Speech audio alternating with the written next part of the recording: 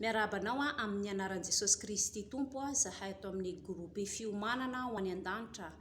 Nanao ty vidéo ty moa zaho mba hanehoako ny voninahitran'Andriamanitra, hanehoako ny fahatsaran'ny Jesosy Kristy Tompo ny fahagagana izay nataony teo amin'ny fiainako. Dia nanana olana be mihitsy moa zaho teo amin'ny asako ny resaka fanambakambakana tsy fandoavana karama zany, dia tena hoe nientiko teo amin'ny Jesosy zany olana lehibe zany. Dia misy mpanompon'Andriamanitra izay nataony tompo fitaovana ihany koa moa niarantolona mibavaka tamiko.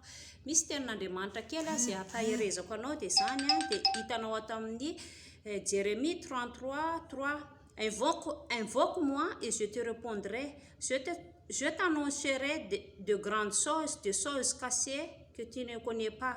Antsoa dia hovaliko ianao ka hampisehoko zavatra lehibe saropatarina izay tsy fantatrao. Arak'izany tenin'Andriamanitra izany dia nantsoko tokoa Jesosy Kristy Tompo ary dia tena hoe nomeny asa vaovao ankehitriny dia izay no hijoroako vavolombelona, satria mety hampahery anao ty vidéo izay hataoko ty. Mety ianao mandalo olana maro eo amin'ny fiainanao dia ozy aminao hoe manatona an Jesosy Kristy Tompo fa izy irery ihany no afaka mamaha ny vahaolana izay hatrehanao io. Mbola misy tenin'Andriamanitra entiko amintsika ato amin'ny Romains 8:28, nous savons du reste que toutes choses concourent au bien de ceux qui aiment Dieu, de ceux qui sont appelés selon son dessein. Ary fantaritsika fa ny zavatra rehetra dia miara-miasa mahasoa izay tian'Andriamanitra dia izay voasoratra araka ny fikasany rahateo.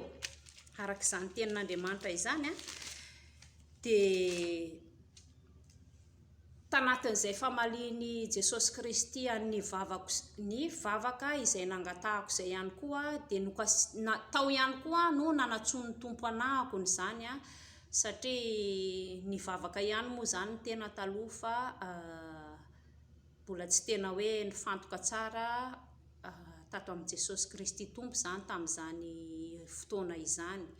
Dia nefa arak'izay tenin'Andriamanitra izay hoe miara-miasa mahasoa ny zavatra rehetra, satria tao anatin'izay olana be izay mihitsy no nanatsoa ny Tompo ahako koa zany handroso bebe kokoa amin'ny fanarahana dia anazy. Dia manasa anao ary ho anaradian'i Jesosy Kristy Tompo dia raha mahakasika anao ty vidéo izay nataoko ty dia azadino ny manao like ny page ny fiomanana ho any an-danitra, dia manao subscribe ihany koa mba azahoanao ny vidéo vaovao avy aty aminay saky misy